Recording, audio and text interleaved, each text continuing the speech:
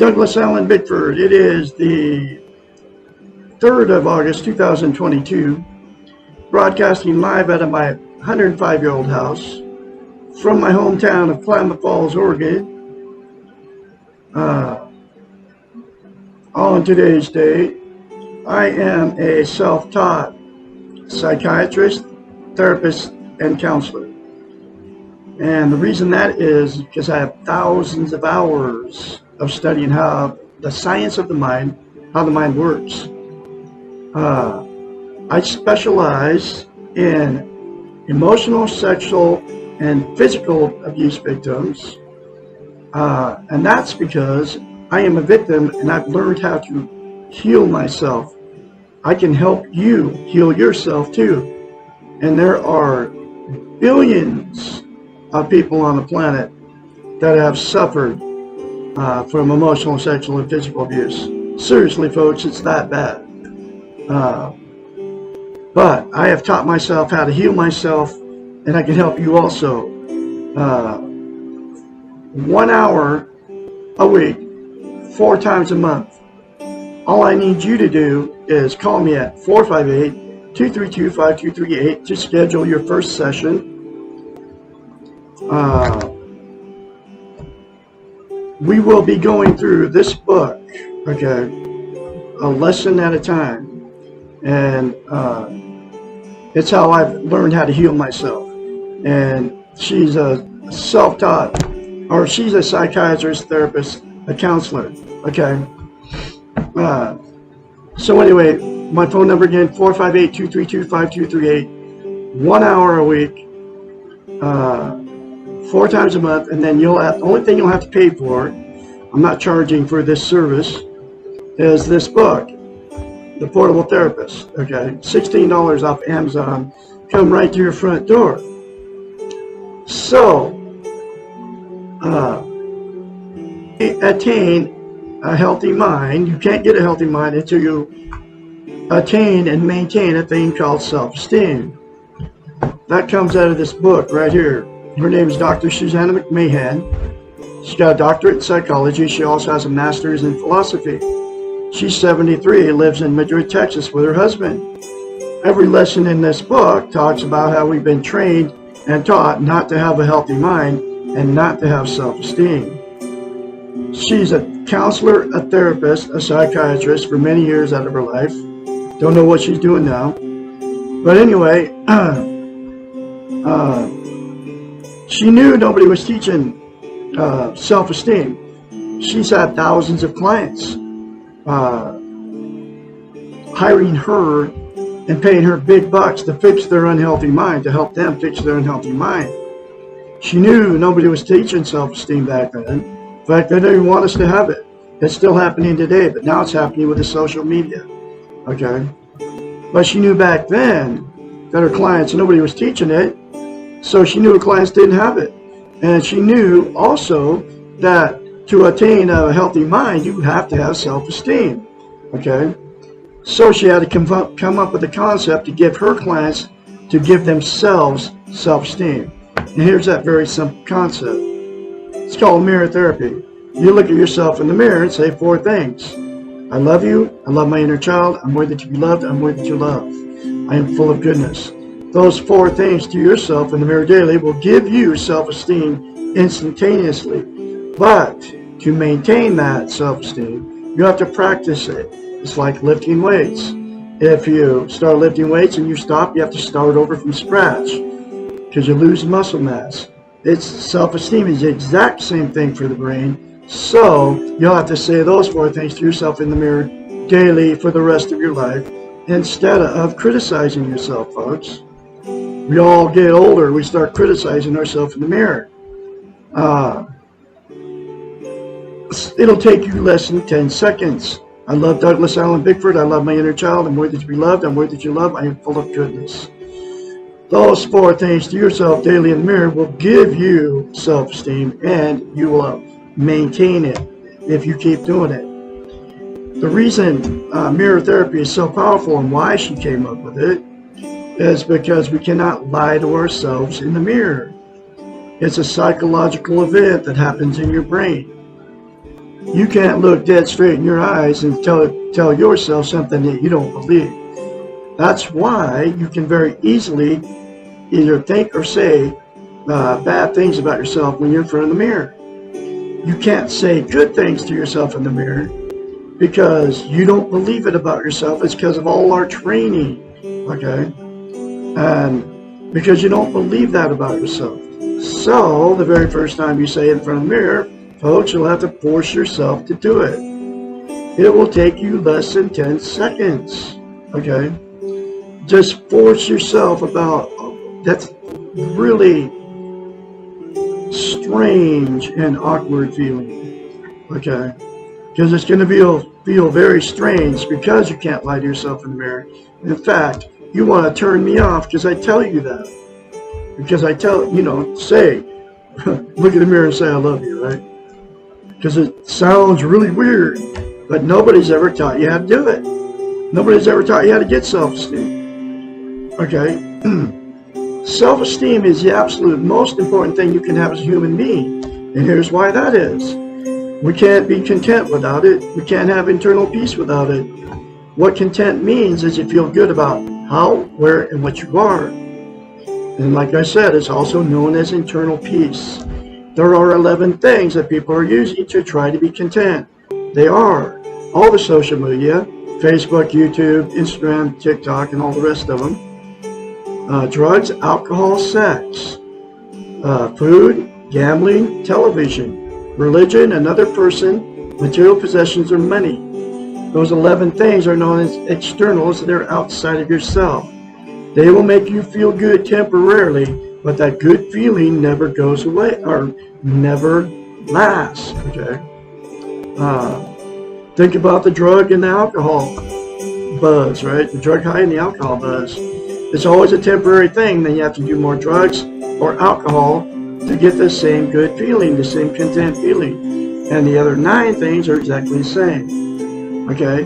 The absolute only thing that's going to give you internal peace and make you content permanently is to attain and maintain self-esteem by the 4 things to yourself in the mirror daily instead of criticizing yourself, folks. It is that simple. The other reason it's so vital that you have self-esteem as a human being, you can't be loved or loved without it. So what happens is you get yourself, you'll meet somebody, right? You'll meet exactly what you are. If you don't have self-esteem, you meet somebody that doesn't have it. So then, because you attract each other, and then those same 2 people that got in that relationship, you married him, you don't marry him, right? After the good feeling goes away, that's when the fights and the arguments start. It's, that's when the cheating starts, the drug and alcohol use, going to bars, picking up strange people to have sex with, the flirting in front of your significant other, right in front of each other. You do it, okay? Cheating on each other, getting in the car, going down the road, saying how, trying to get away from this person. You go to therapy, nothing ever fixes it. You apologize, and then it all just keeps happening. So because the relationship turned toxic, you'll divorce or separate, right? So then the same 2 people will go jump right back in another relationship, and the exact same thing will happen. Because you got in another one without self-esteem, without loving yourself first. There's absolutely only one way to get in a healthy relationship, and that's to go in loving yourself before, okay? You try to love somebody else. The next thing that'll happen in relationships that turn toxic, the 2 people will just stay in it forever, even though the thing's been toxic for years. I mean, I know people, I know one, they've been together 70 years. It's my ex-wife's parents. 90s, they're in their 90s, and they've been together forever, okay? And I've seen the reaction with these people. They hate each other, they don't like each other, you can tell. But anyway, so that's the second thing will happen. They'll stay in a toxic, or stay in these bad relationships forever, right? And the reason they stay is because they're codependent on each other. They can't be alone. They don't want to be failures. They don't want to be an embarrassment to all their family and friends, and church members couldn't make it, right? They have nowhere to go. So they'll stay in it forever. And at that point, it becomes a dysfunctional family. And then they shoot out dysfunctional children that go get in dysfunctional families. It's the cycle just continues down the line, excuse me. And the very last thing that'll happen, that two got together with no self-esteem, is they'll just exit out of the romantic scene. They'll just be like, done, I'm done. I can't find anybody to love me. I can't find anybody to love. So they'll just not be with anybody for the rest of their lives, and they'll be alone. But you can't be content without self-esteem. So they'll still be miserable alone, just like they're miserable in that relationship. And they'll use the 11 things to try to be happy, try to be content, right? So there's a solution to the problem, a fix, a cure. If all parties involved got attained and maintained self-esteem by them 4 things to themselves in the mirror daily, it will fix a toxic relationship. It'll fix the loneliness that person has that's all alone out there. And if the other person doesn't want to get healthy, change, then it'll give the person in a toxic relationship that wants to change the strength and the courage to get out of it and quit taking the abuse. And then all parties involved get the book and go through the other many concepts in this book that will give you a healthy mind. Okay? So, that's all the things that'll happen. 2 people got involved with no self-esteem. Here's the next lesson that I'm teaching. How can I fall out of love? Lesson 75. We have left a relationship, but we are still in love with our partner. This is the absolute first lesson I read out of this book, okay? Because I left a toxic relationship, pushing, I'm working on 22 months ago now. November 2nd, 2020. It lasted 3.5 years. It was terrible. But this is the first lesson I read out of it. And that's a whole nother story, how all this came about, that I ended up teaching self-esteem on YouTube and Facebook. It's because I got out of a toxic relationship 3.5 years ago, and I found this book. In the first place I landed, which is at my son's house. How can I fall out of love? We have left a relationship, but we are still in love with our partner, or we have been rejected by someone we love. How do we get over this relationship? Most of us have experienced being in love with someone who does not love us, says most of us, and we all have, folks. Most of us know what it is to be unable to have a relationship with the person we love. We know how incredibly painful it is, man. It is painful. It is not to be able to love and be loved. We cannot believe that anyone else has ever felt so much pain and still survived. We cannot imagine what it will feel like to be out of this pain and stop loving the other person. I'm still going through this pain. It's been over 21 months. I mean, I still have, I'm just like, wow. I still have pain, and it's been that long, but I've been facing it, and I didn't jump back in another relationship. Because that's what I've done for 4 marriages, okay? Jumped right back in before I ever got over the pain of the one I left, okay?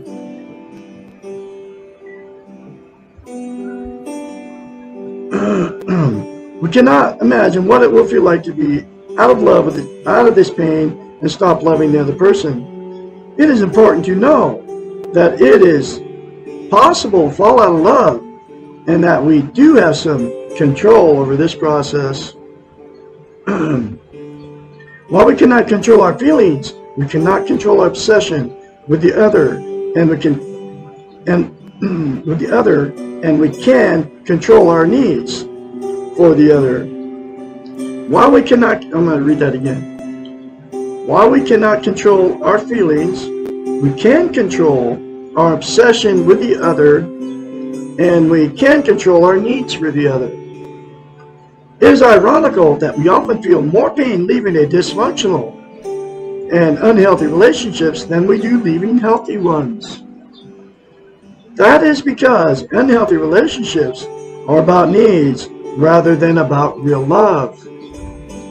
The more needs that we have for the other, the more difficult it feels to give them up. We feel as if we are giving up a large part of ourselves rather than just the other person. This kind of relationship is called a symbiotic relationship because we cannot tell where we end and where the other begins. It is as if we have been glued to the other person and now that we are unglued, we no longer feel complete.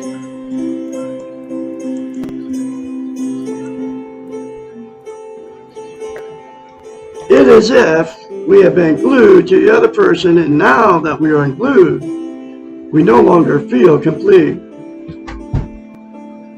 Being out of this type of relationship is a blessing in disguise, because now we will be forced to glue ourselves back together and perceive ourselves as separate from others, complete and whole and independent. We do not need to thwart this process by gluing on to the next person who comes along, or we will only be delaying our self-unification and adding more pain in our life.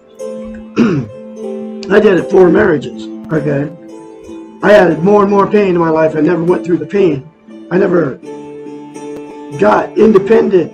4 marriages, 38 years of my life, folks. And there is lots of you in the same boat out there. But I can help you.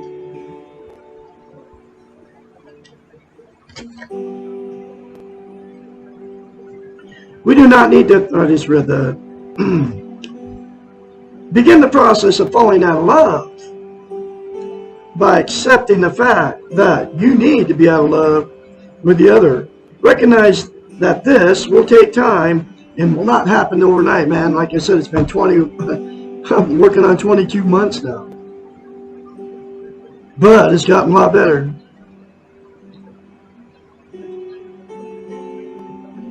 It takes time to really love somebody else, and it takes time to stop loving them. Change your focus on how much you love the other to how much you needed the other, and then begin filling these needs for yourself. If you needed the other to be loved, practice loving yourself. And that's exactly what I do. If you act as if you love yourself and engage in loving activities towards yourself. If you needed the sex, masturbate, and she's a woman, so she did the same thing, and fantasize about others, not the loved one. If you needed the touch, get a massage or a facial, or ask your friends and family for lots of hugs. If you need the companionship, reach out to your friends, make new friends, extend yourself, and begin new hobbies and activities. In the beginning, all of these things will feel like poor substitutes for the person you are missing. But over time, they will compensate. I got back into my music big time, man. And I've learned how to love myself, by the 4 things to myself in the mirror.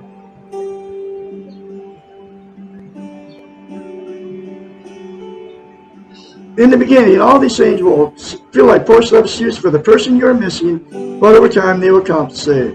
Allow yourself to grieve and give yourself permission to really grieve for a certain amount of time every day. Set aside a grieving hour and hurt like hell for that hour, and then force yourself to stop by getting involved in something else.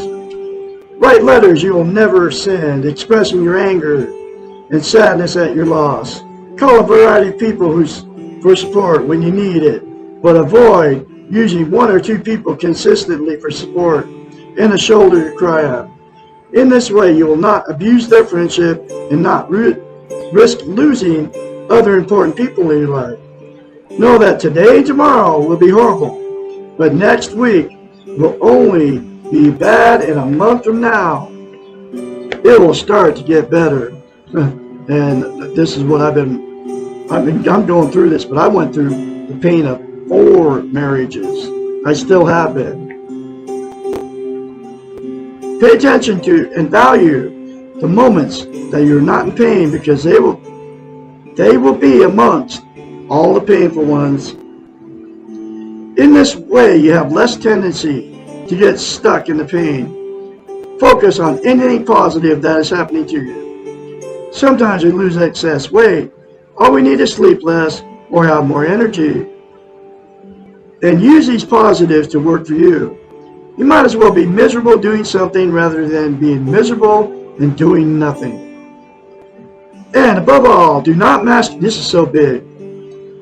Above all, do not mask the pain or deny it by engaging in destructive behaviors, drugs, alcohol, or overeating, promiscuous sex, life-threatening risk. Masked pain, or pain that is not dealt with, does not leave. I'm going to read that again. Masked pain that is not dealt with does not leave. It hangs around until you're willing to face it. Deal with your pain and it will leave. Hide from it, and you will only produce more. Wow.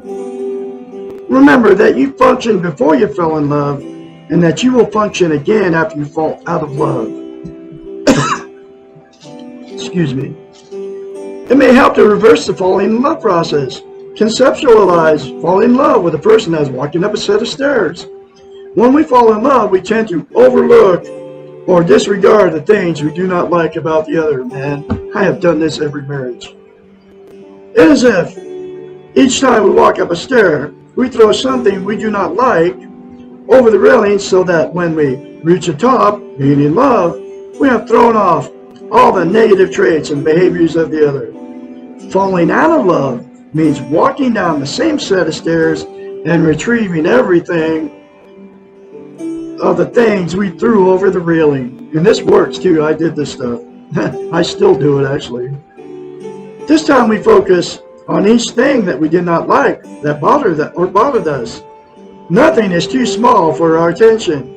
When we get to the bottom of the stairs, we will be dealing with a flawed human being, and this is someone that is easier to fall out of love with.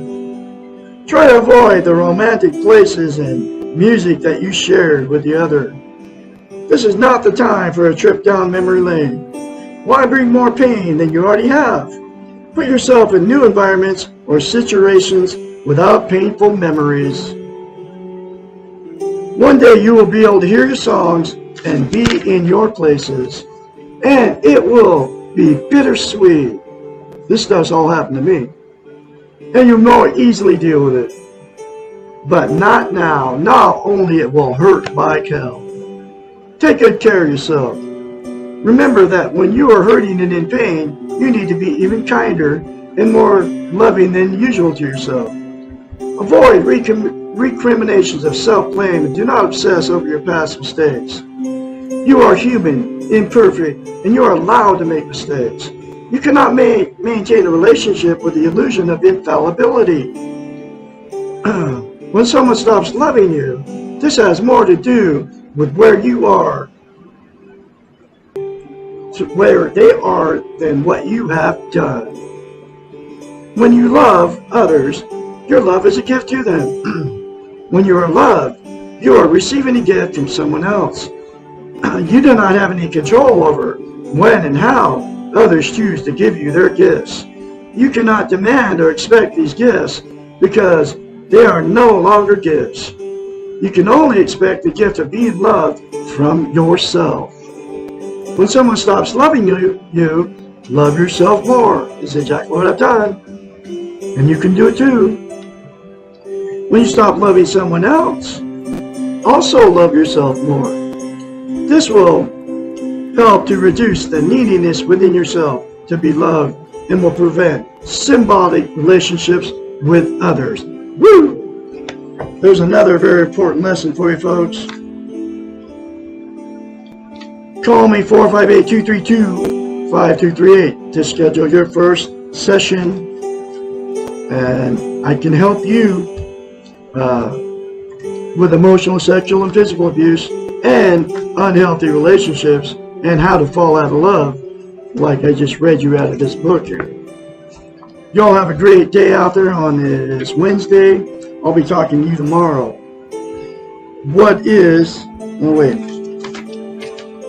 Next lesson is, what is a natural high?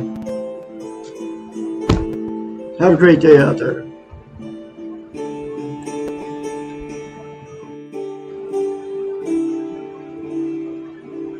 Douglas Allen Bickford. It is the 3rd of August 2022, broadcasting live out of my 105-year-old house from my hometown of Klamath.